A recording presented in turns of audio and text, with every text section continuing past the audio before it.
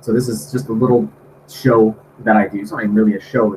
We have the Steel Entrepreneur Show. This is more just me taking 1 hour out of my week every week on Wednesdays at 5:30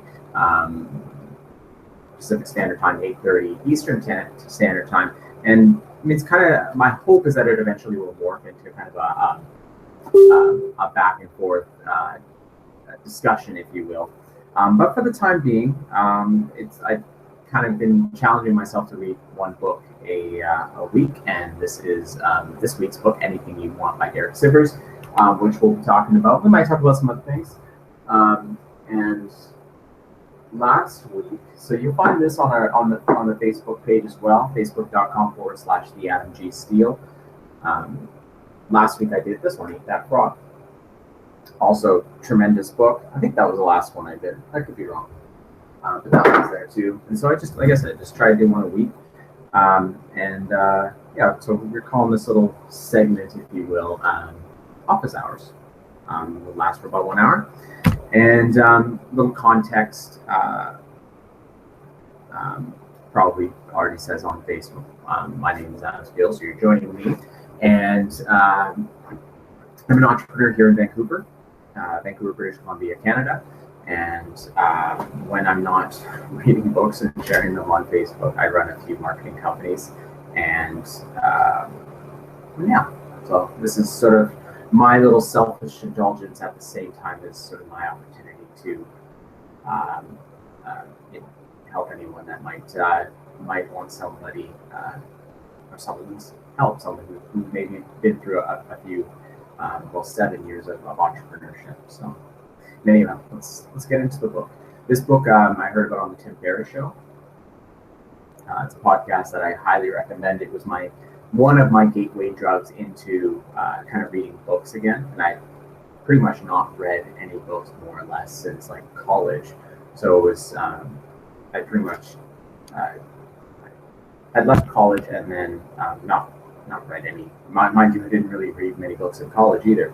But when I became an entrepreneur and started businesses, I just felt that there was no time for reading books, and it just really didn't. I didn't find that it really mattered. And I'd seen some pretty early success, I suppose, and thus that sort of further solidified my feeling that it really wasn't all that important.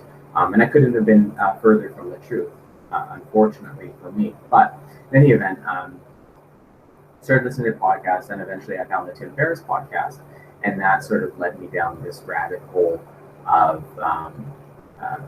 just caring again, or not being so ignorant or arrogant, and reading books. So that's why this kind of just a little bit of background and why this little segment of the Steel Entrepreneur Show, which is on YouTube, which is on Facebook, and so on and so forth, exists essentially. And so without further ado, let's get into this book. I'll share it quickly on Google Hangout, or what they're calling YouTube Live as well. Anything You Want by Derek Sivers. It's small. Like it's sort of the kind of book you just sort of sit down and read all at once. I read it during a very brief vacation in Puerto Rico a week or two ago, and it was just a real joy. It's not really a story per se. It's well, as it's titled, 40 Lessons for a New Kind of Entrepreneur. So he breaks down into just 40 of the best lessons that he learned, Derek Sivers, or Sivers, during his time at the helm of CDBaby.com, which was, and I'm not sure is, a music, a site for sort of independent artists who want to upload their music and get money for their CDs. And so CD Baby kind of acts as the broker, if you will. And he grew that company. I can't remember how many million they were doing a month, but in the end, he sold it for 22 million and walked away and gave that money to charity, or put it in a trust, which basically pays out to charities of his choosing every year, which is pretty different, I suppose, than what we typically see from entrepreneurs who sell their businesses. So I thought that was kind of cool. So as usual, what I do is I just kind of tag the different pages that I like, little passages, if you will, that I think are insightful and that I might have something to add to, and then we just go through them. Being that this is a small book, I don't suspect we'll do the full hour today, and if we do, it'll be because I think of some other things to say, which may not be likely today because I'm pretty exhausted. But we'll do it anyways. Yeah, so let's get into it again. This is Anything You Want by Derek Sivers, shared up here as well on the old webcam. And let's get into it. Please be patient. I haven't read this. It's been a couple weeks now since I've read this, so some of the stuff I may not recall what the context behind it. So here we go.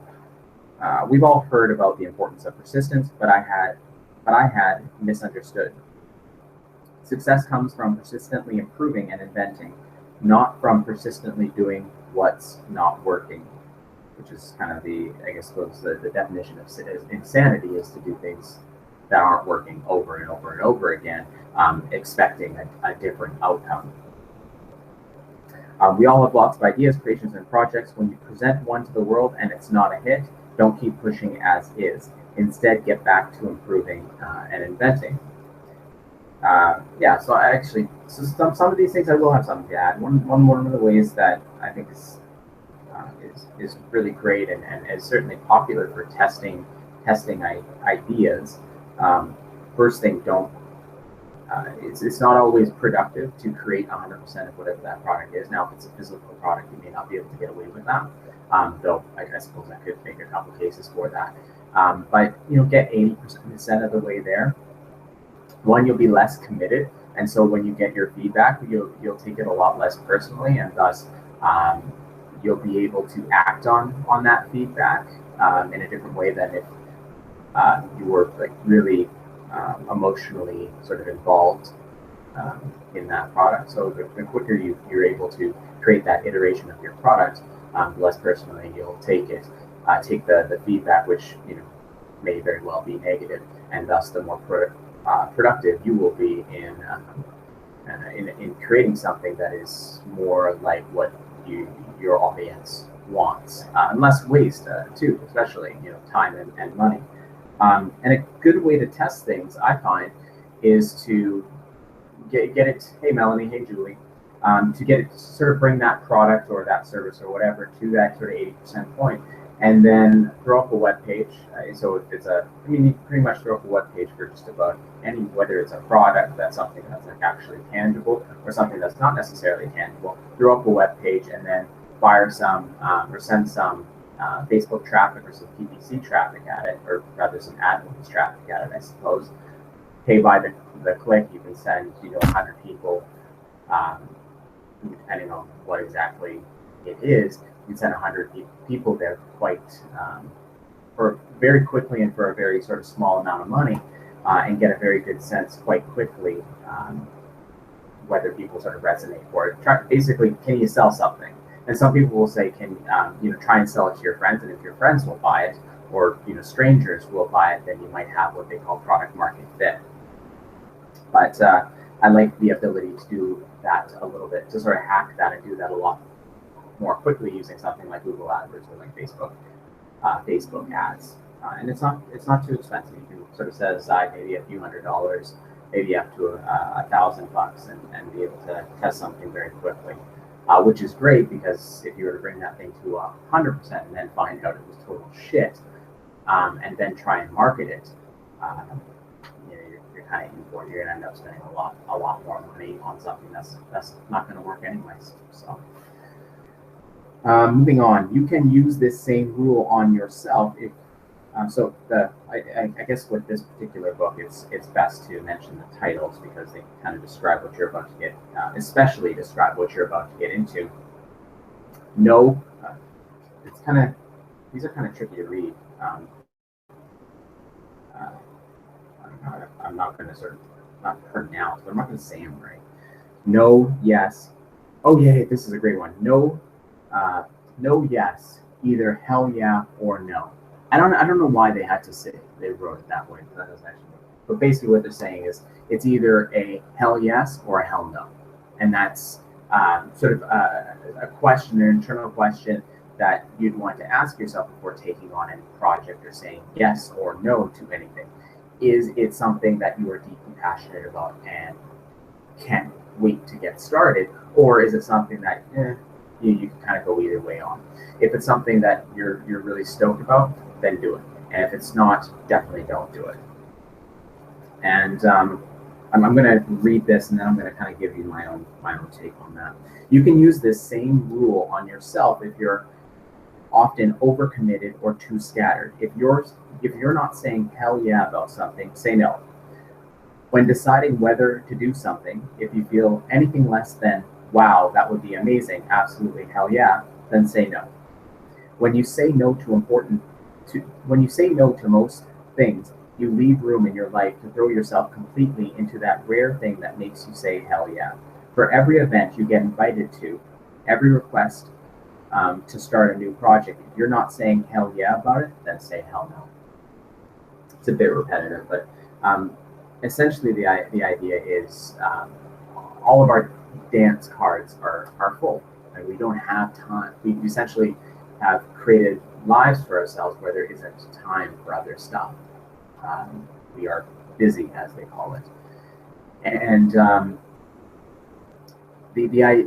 in order to take anything more on, if we want to do that extra thing with quality, we have to remove something, right?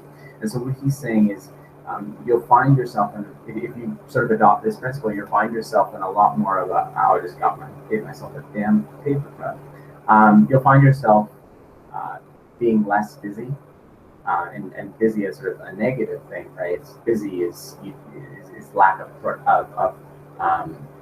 being busy is having a lack of priorities, essentially. And so you'll end up being a lot more happy. You'll end up doing a lot more of the things that will lead to that happiness. And best of all, I think, is when those hell yeah moments come along, when that big client that could be your launch pad potentially for future big clients, when that client comes along, you'll be much more prepared to double down on that client and do an absolutely tremendous job. Whereas if you were busy doing all that stuff that really isn't all that meaningful at all, then you may totally screw up that rare chance that rare launch pad client, and who knows what you may lose as a result of that, beyond just like straight up reputation, but just money, potential revenues from that sort of hell yeah moment or that hell yeah client or whatever. I mentioned it earlier.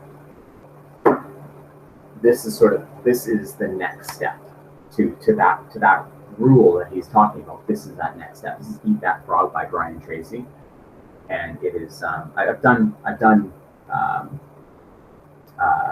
did the last episode I did, or segment I did of Office Hours. We talked about Eat That Frog, and Eat That Frog is basically about doing things that are more meaningful.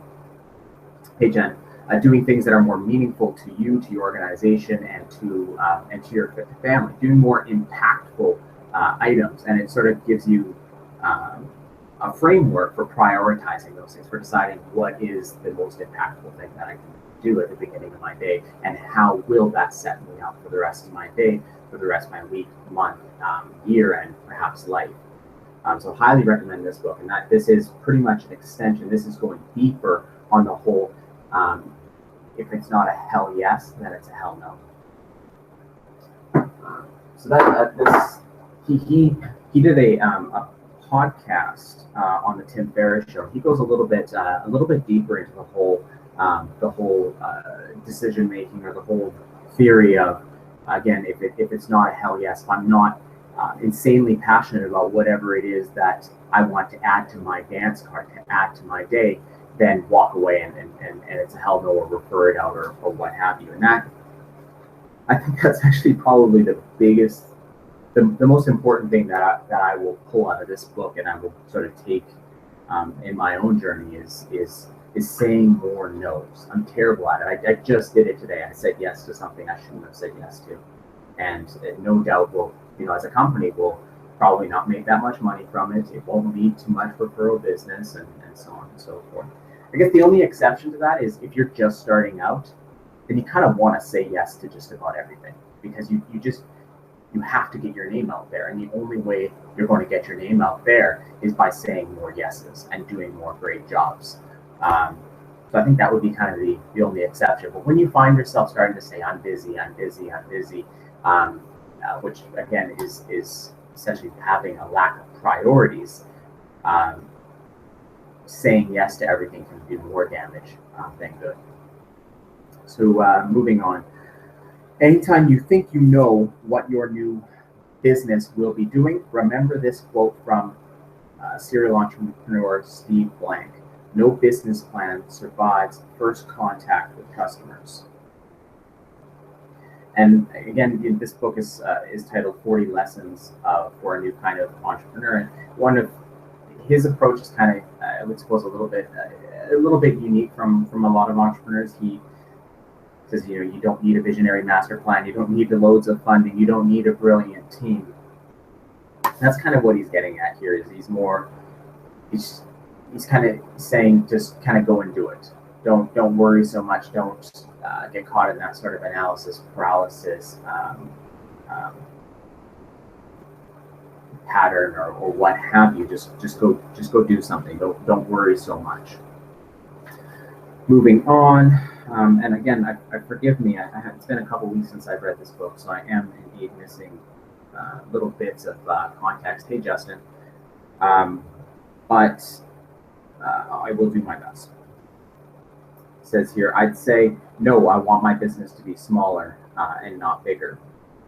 This is one of the sort of principles of his business. He was never, again, he founded CD Baby, then he sold CD Baby for about, I think, 20 mil.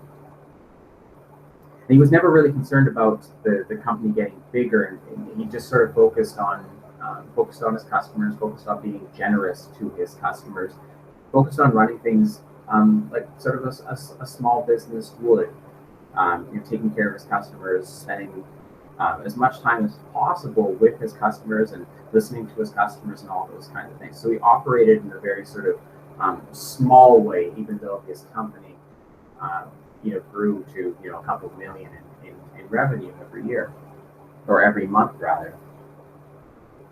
He goes on to say, never forget that absolutely everything you do is for your customers. Make every decision, even decisions about whether to expand the business, raise money, or promote someone, according to what is best for your customers.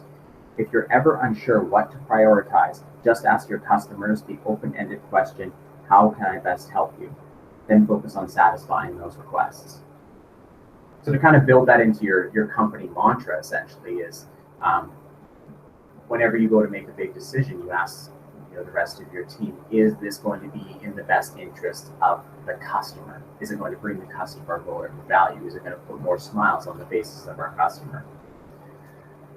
And he kind of gets into asking your customers open-ended questions. A good way that we've found to do that is to use like Google Forms, for example, and to very often, or as often as we're sort of able, often on a monthly or every couple of months, we send out a questionnaire via just MailChimp, and then using Google Forms or another piece of form software, we'll sort of just ask them to participate in just a little questionnaire, just try and gather some feedback on how our customer service is. And there are some for like Brew, for example, which is a piece of support software that we use. It's got some built-in stuff and some integrations where, of course, you can sort of ask those questions after you've completed a ticket with a client or a prospective client and all that kind of stuff. So it's really sort of doubling down on asking your customers the right questions, but also steering your company in a way that is for your customers and not for profits. Going on, to me, ideas are worth nothing unless executed. they are just a multiplier. Execution is worth millions. That's the whole idea, the whole thing. Everybody's got an idea. It's the execution that really matters.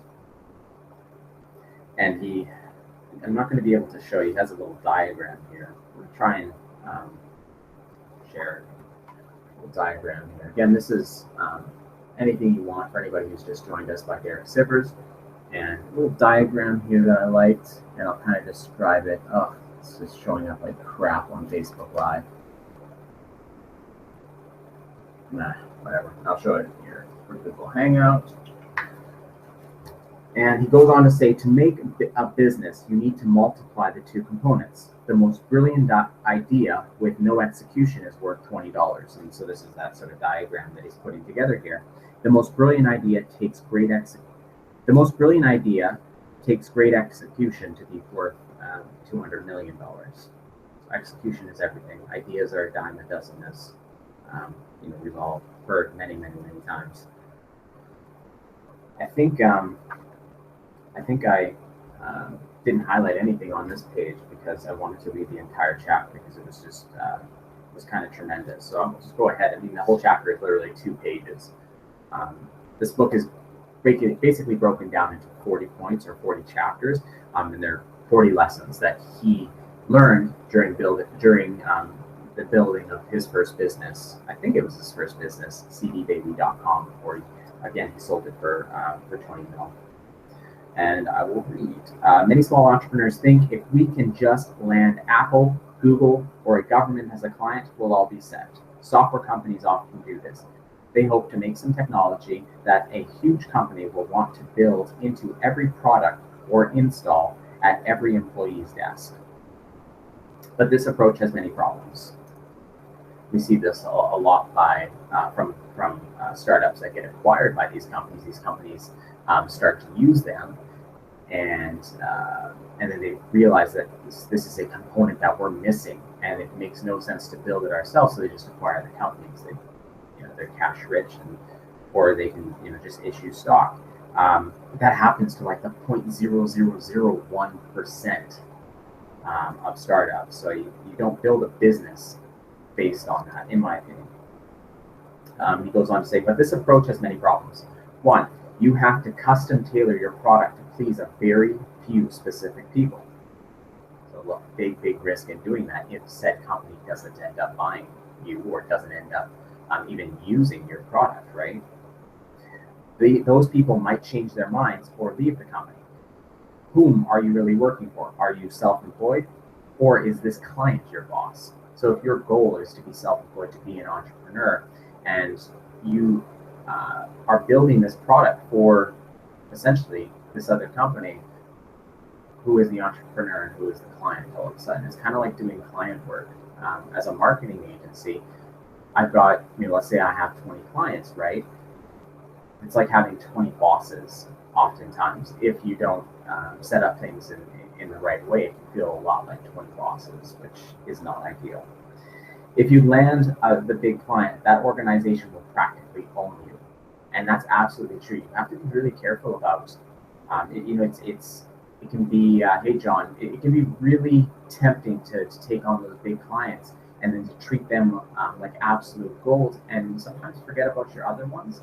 And you put such stock in, maybe you do some hiring and stuff like that. What happens? What happens if that one client leaves you? You could be totally screwed, right? So sometimes it's better to not take on massive clients because they can, you can sort of, unless you sort of hedge, it can sort of lead you into a very scary spot where you will have to do just about anything. You will do anything to keep this client because it means the difference between having a company and not having a company. And that is damn scary. And I've been there a couple times where I've lost a client, and it rattled things for sure. By trying so hard to please the big client, you will lose touch with what the rest of the world wants. Kind of talking about that a moment ago. Instead, imagine that you have designed your business to have no big clients, just lots of little clients. This is kind of the business that I prefer. I prefer products versus sort of the agency model. I prefer selling products or services where all my clients are kind of they're kind of little clients for the most part. Some will spend more than others for sure, but if I lose one client, yeah, I'll be a little bit gutted, right? Just from a personal standpoint, because I always want to keep my customers happy, but it's not going to rock my business in any way, right? You don't need to change what you do to please one client. You need to please only the majority or yourself. If one client needs to leave, it's okay. You can sincerely wish her well. Because no one client can demand that you do what he says, you are your own boss, which is entirely important, especially when you define yourself, or you are defined as an entrepreneur. You don't want to be anything but that. That is your definition. As soon as you start feeling like you're in an office, and all the clients are your bosses, et cetera, that feeling of freedom, that feeling of sort of needing your own charge, once that goes, you don't really want to be an entrepreneur all that much anymore. You're not going to be real enthusiastic about putting in the hard hours that are involved in being an entrepreneur. You hear hundreds of people's opinions and stay in touch with what the majority of your clients want. Instead of just focusing on what one client wants, you're taking in inputs from hundreds of different clients. Will likely result in a much better product. Being such a small product, such a small book, I haven't made it very far. Didn't highlight anything here. This lesson is called "I Missed the Mob." Sorry, one quick second.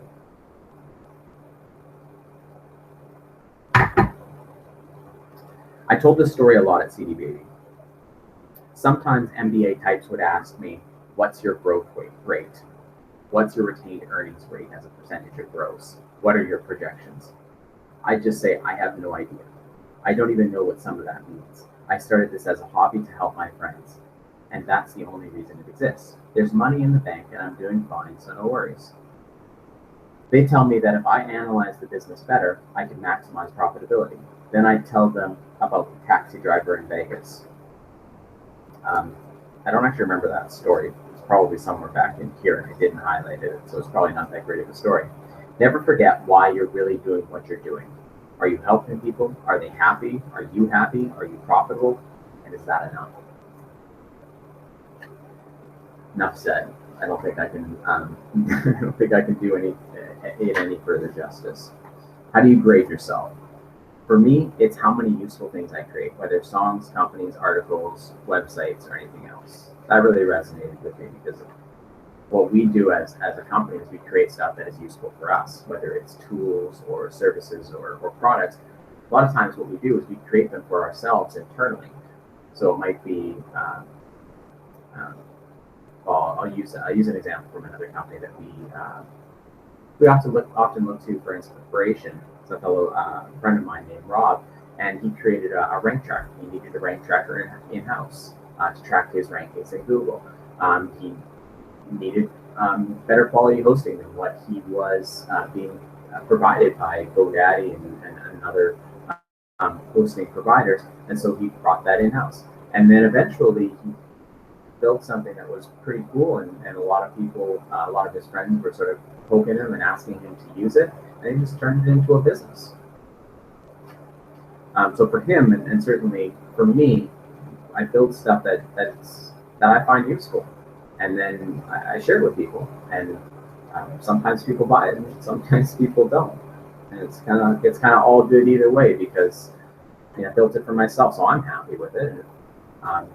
And if other people buy it, then that's just kind of like a icing on the cake. This one is called "Don't Punish Everyone for One Person's Mistake." This is a pretty good one. As a business owner, when you get screwed over by someone, you might be tempted to make a big grand policy that you think will prevent your ever getting screwed over again. One employee can't focus and spends his time surfing the web. Instead of just firing or reassigning that person to more challenging work, the company installs an expensive content-improving firewall so that nobody can go to unapproved sites ever again. It's important to resist that simplistic, angry, reactionary urge to punish everyone and step back to look at the big picture. In the moment you're angry, focusing on that one awful person who did you wrong, your thinking is clouded. You start believing everyone is awful and the whole world is against you. This is a horrible time to make a new policy. When one customer wrongs you, you remember the 100,000 who did not. You're lucky to own your business, your own business. One of the sort of things that I can be very reactionary, and I've definitely, as my team members will tell you, I've come out with some things or implemented some policies that were just really freaking ridiculous, just entirely stupid. As weights, there's one employee who was slacking off, and I'm not a great disciplinarian, and so I came up with this sort of a wall of shame. Essentially, it was absolutely terrible, and instead of just correcting one problem, I created like 20 other problems at the time with everyone else who is now, every time they did something, slightly stupid, they ended up on the wall of shame. It was terrible. It was terrible for company morale. I can't believe I did it, but it was very reactionary. It was something that came to mind, and I just did it. Instead, what I find myself doing now is I take pause. I take a couple days to kind of figure out how I'm going to proceed. I'll speak to some colleagues, people who have been down the same road I've been, people who have built bigger companies than my own, and get their feedback, and sort of, a couple days later come back to the situation and figure out what I'm going to do. Not all the time will I have the opportunity to do that, but I try to keep in mind that it's usually not that big of a deal. Like, generally speaking, these things are not that big of a deal. People screw up. People will screw up again. And like he says here, like, yeah, one customer may wrong you, one team might wrong you, but how about all those ones that did not? That made you happy, that helps you get a little bit closer to your dream, that help you get closer to your dream every single day. So I think that sort of thing just comes with time. Comes with many of those situations and then many screw ups trying to solve those situations. A real person, a lot like you. The next day, she called the client to try to talk through. So this was a lady who basically just had an angry customer, and so the angry customer sent her this awful email explaining all the reasons she should not exist in the world, and she, being that her business is her baby. It'd be like somebody telling her that her child was just the worst thing ever. Essentially, that you take that shit personally. So the next day, she called the client to try and talk through the situation with her. The client cheerfully took her call and said, "Oh, don't worry about it. I wasn't actually that upset. I was just in a bad mood and didn't think anyone would read my email anyways." So she had suffered basically for the last 24 hours with what she believed was just the total end of the world. One client was terribly unhappy, and really just that person had a bad day, and I guess as Tim Ferriss likes to say, don't assume malice. Don't assume that everybody's kind of out to get you or that customer is as angry as they assume. Try and assume maybe they're having a really tough day, maybe something really bad in their life just happened, and that's why the tone, that's why the mean-spirited email, so on and so forth. So don't drive yourself crazy. You're going to get bad news. It just happens. Doesn't mean don't do anything about it, but just try and take it don't take it as the end of the world. Take it as sort of an opportunity to perhaps learn something. It goes on. It's too overwhelming to remember that at the end of every computer is a real person, a lot like you, whose birthday was last week, who has 3 best friends but nobody to spoon at night, and who is personally affected by what you say. which is to say, um, don't, when you approach somebody who may be irate, may be upset with the service you provided for good reason or for no reason at all, just remember that at the end of the day, they're a real person with real problems, and how you approach that person will sort of say a lot about who you are and who you are as a company. Moving on, the most successful email I ever wrote. I should have probably highlighted this entire thing. Basically, the moral of this chapter, this lesson is essentially it's not always the big things you do, the big marketing campaigns or the big money you spent with AdWords or whatever. A lot of times it's the small little things that you do that make the largest impact. And so in the case of CD Baby, they wrote a goofy little email that people would get after a purchase, essentially a purchase of one of these artists or these independent artists' CDs. And so, and I'm going to do this exact same thing for Loganics, one of our product sort of based companies, because I think it's just so brilliant. And we try to do this, but I don't know, he just did it so masterfully. So here's the email. Your CD has been gently taken from our CD Baby shelves with sterilized, contamination-free gloves and placed onto a satin pillow. A team of 50 employees inspected your CD and polished it to make sure it was in the best possible condition before mailing. Our packing specialist from Japan lit a candle, and a hush fell over the crowd as he put your CD into the finest, gold-lined box that money can buy. We all had a wonderful celebration afterwards, and the whole party marched down the street to the post office, where the entire town of Portland waved bon voyage to your package. In our private CD Baby jet on this day, Friday, June 6th. I hope you had a wonderful time shopping at CD Baby. We sure did. Your picture is on our wall as Customer of the Year. We're all exhausted, but can't wait for you to come back to cdbaby.com. It's amazing, right? I would have been so smitten to receive that. And I would have read the entire thing because it's just so silly and it's so goofy. And he goes on to say, when you're thinking of how to make your business bigger, it's tempting to try all the big thoughts and come up with world-changing, massive action plans. But please know that it's often the tiny details that really thrill people enough to make them tell all their friends about you. And so what he saw is, if you search, I think he said something like, you search private CD Baby jet in Google, you'll get like 40,000 results. And so what ended up happening is people would receive this email and then they would post it on their blog or they would write about it somewhere. And so, the SEO, the search engine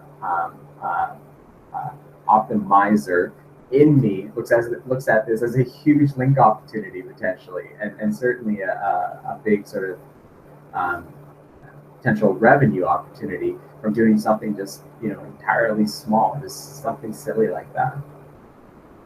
So, and it makes people smile, and I think we all want to do that. All right, didn't highlight anything here. As I mentioned, this is just a tiny little book. I read it in like an hour.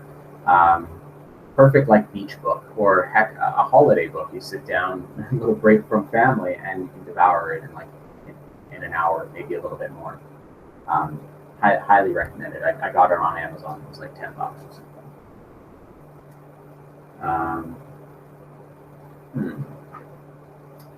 Okay. So I highlighted this entire chapter. Again, these chapters are very short, so I'm going to read the entire chapter because it must be worthy. My $3.3 million mistake. Starting when I was a teenager, my dad would occasionally send me things to sign for the family business. Excuse me. All right, it's gone. I didn't understand the complexities of it and didn't need to, so I just signed without question. 4 years before I started CD Baby, as I was recording my first album, I needed to borrow $20,000 to buy studio equipment. My dad said, instead of lending me money, start a corporation, then the family business can buy shares in your corporation. So I did, because my band was called, I called the company Hit Me Game. My dad's company bought some shares that helped me finish my album, and I continued to run my record studio at a profit. 4 years later, I was living in Woodstock, New York, and started a little hobby called CD Baby. The first time I got a check addressed to CD Baby, I brought it down to the bank and told the teller, I need to set this up as a new business, so let's open up a new business account. She said, oh, you don't need to do that. You can just make it an alias on your Hit Media account. At the time, Hit Media was a recording studio and booking agency. It seemed a little strange because CD Baby was definitely a new business, but it saved me 10 minutes and $100, so I said okay. 4 years later, CD Baby was doing really well. A few $1,000,000 in sales, $500,000 in net profits. I paid my dad back the $20,000 I borrowed. I called up my accountant in January. Okay, I got all the Quicken books balanced. Should we file early this year? He said, oh, you don't need to file. CD Baby is just a line item in your dad's on your dad's company's tax return. I said, what? You didn't know that your dad's company owns 90% of CD Baby? You should talk to your dad. Yes, it turns out that when I borrowed the $20,000 8 years ago, I didn't realize that I got the $20,000 by selling 90% of Hit Media Inc. to my dad's company. Then, because the bank teller advised me to make CD Baby an alias of Hit Media, that meant my dad's company owned 90% of CD Baby as well.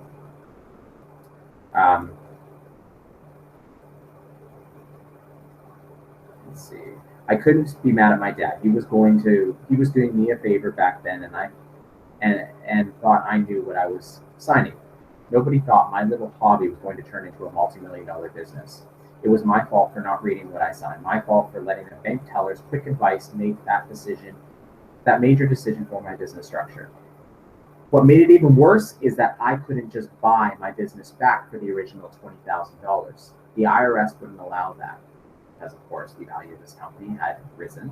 The only way to pay full market value, as determined by an outside valuation, the only way was to pay full market value as determined by an outside valuation company. In the end, I had to pay $3.3 million to buy back that 90% of my company. Crazy. Just don't ignore the little details. They're not often little details. I can tell you I made a lot of mistakes with regards to taxes and things like that, just because I wanted to. It just wasn't my core competency. It wasn't something that I wanted to spend any time on. And I can tell you, I certainly paid a lot of interest as a result of that. Again, here's a chapter that I think this is like the last thing anyways in this book. I think this is sort of one of the most impactful chapters or lessons in this book, and it's about delegation. Delegate or die, the self-employment trap. Most self-employed people get caught in the delegation trap. You're so busy doing everything yourself, you know you need help, but to find and train someone would take more time than you have, so you keep working harder until you break. Here's my little tale of how I broke into the delegation mindset. In 2001, CD Baby was 3 years old.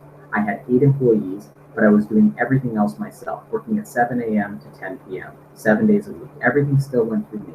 Every 5 minutes, my employees had a question for me.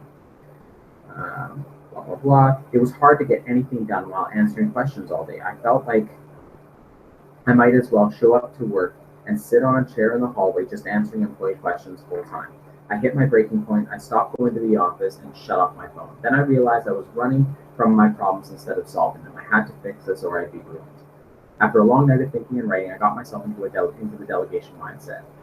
I had to make myself unnecessary to running my company, which is what we should all do. That should be sort of the end goal, to make yourself unnecessary, to make you coming into the business unnecessary for its continued success, as he did, and we'll get into that. The next day, as soon as I walked through the door, someone said, Derek, somebody, something, so some question.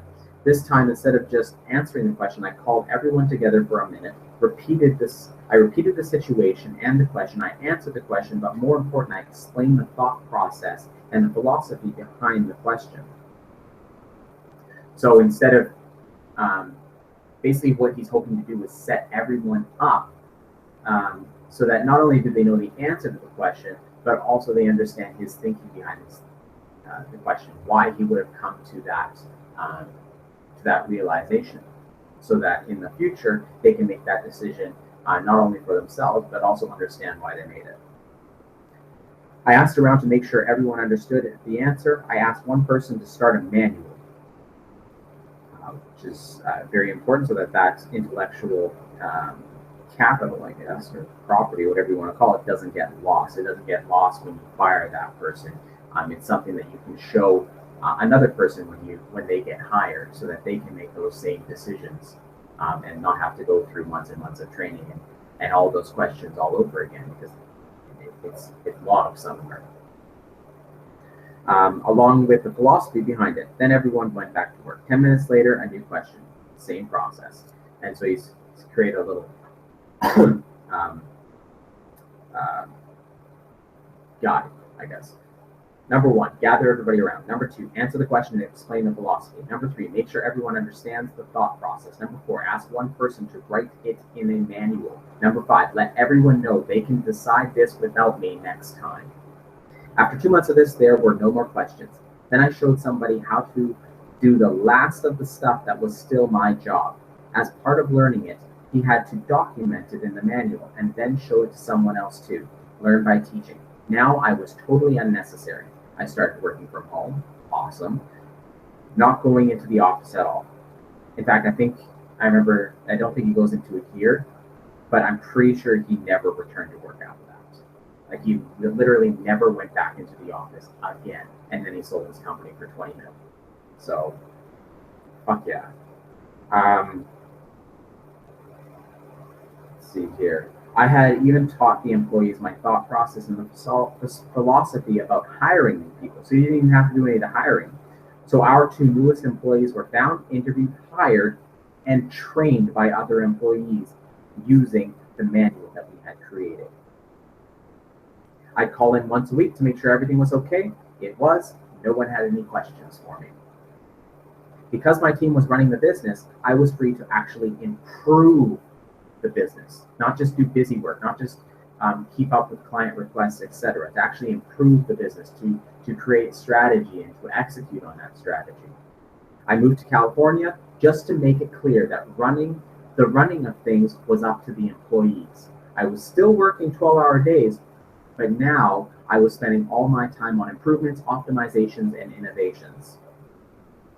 That's all that book that I was talking about earlier, Eat That Frog.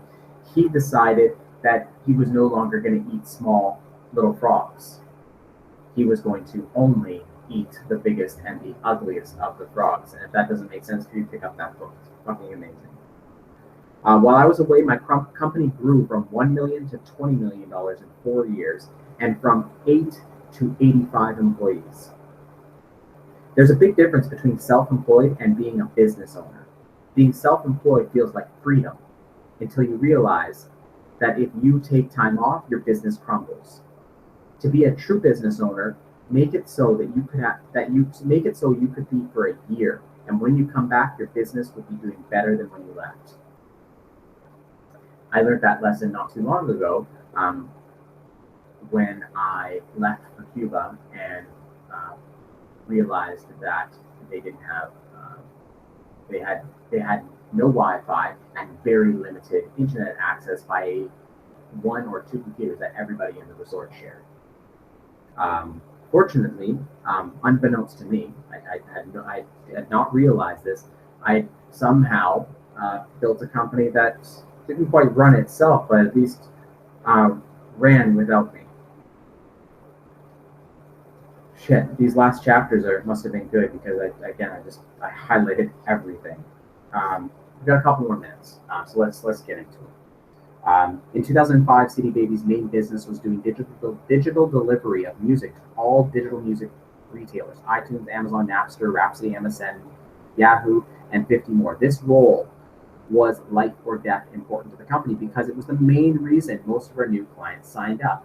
And there were lots of competitors in this field. So it was crucial that we did everything well. I built a system that did most of the work, but still required someone to run the output, connect the hard drives, and ship them to the retailers. I hired a guy who seemed good, sat side by side with him for a week, showing him the system, running it myself, and explaining how it all worked. He got it. The key point was that we had to get every album delivered to every company every week, no matter what. The guy I hired signed a contract with me that said in huge letters, every album to every company every week, no matter what. We talked a lot about how absolutely crucial that was, that it was really his only job requirement because it was that important. He signed and agreed. His first few weeks, I watched closely to make sure everything was going well. It was, so I turned my attention back to other things. So we delegated it, and he trusted, perhaps a bit too much. But I definitely live or die by trust. Hire people you trust, and then trust them. But a few months later, I started hearing a lot of complaints from musicians saying that their music hadn't been sent to these companies. I logged into the system to see what was wrong. It turns out that we hadn't sent any music to Napster, Amazon, and other companies in months. I called the guy in charge of it and asked what was going on. He said, yeah, I've been really backed up. It's been really busy. I said, what's the number one rule? The sole mission of your job. I know every album to every company, every week, no matter what, but I've been swamped. I just couldn't. I flew up to Portland and let him go. So I guess I was wrong. I don't know when this happened. This may have been after he had left, or I guess it was after that. So I guess he did return a couple times. Our company's reputation was permanently damaged. This job was so crucial to the company's survival that I decided to do it myself for a while. Not just do it, but build a system that wouldn't let mistakes go unnoticed. So we built a system of checks and balances. So for the next 6 months, I lived at the warehouse in Portland, and my sole job was digital deliveries. It took 15-hour days to catch up on months of backlog, but eventually we had a smooth system again. I learned a hard lesson in hindsight. Trust but verify. Remember it when delegating. You have to do both. It's very satisfying to delegate something, especially something that takes you a lot of time, and you're excited not to have to do anymore. And so you delegate it, and then you move on to other things. But as he experienced, that can be a mistake. And that's it. Again, this was Anything You Want by Derek Sivers. It is a pretty awesome little book. I highlighted my favorite little things that he pointed out, my favorite lessons that he learned in his 8 or 10 years building and then selling cdbaby.com. And I recommend you pick it up. Like I said, I picked it up on Amazon. It's like $10, $15 and something dollars, and something good to read over the holidays, I think. But yeah, that's it. We are at just about 6:30 Pacific Standard Time. That is. I appreciate everyone's time. I appreciate everyone's attention. I don't know which book I'm going to do next week. Heck, I don't even know if I'm going to do one next week. I might skip a week, given that it is the holidays. And so what is Wednesday next week is the 28th. So I might actually do it. I'll be back in Vancouver at that time. So I might... I'll do some reading. I'll find a book. I think I might do Ego is the Enemy by Ryan Holiday or something like that. So only a couple pages into that one so far. But anyhow, thank you everyone who came on to Google Hangout and came on to Facebook Live. I do appreciate it. If you have any questions, leave them below. But otherwise, check me out again every Wednesday, 5:30 Pacific Standard Time. And 8:30 Eastern Standard Time. And if you want a reminder, a good way to get said reminders, I send out a weekly newsletter. Check out my website, adamgsteele.com. Should be pretty obvious where to subscribe, and I'll send out I usually send out just sort of an insightful little email every week, and at the very bottom there's a little reminder and whatnot. So that's it. Appreciate the likes, appreciate the attention, appreciate more than anything the time. Thank you, everyone.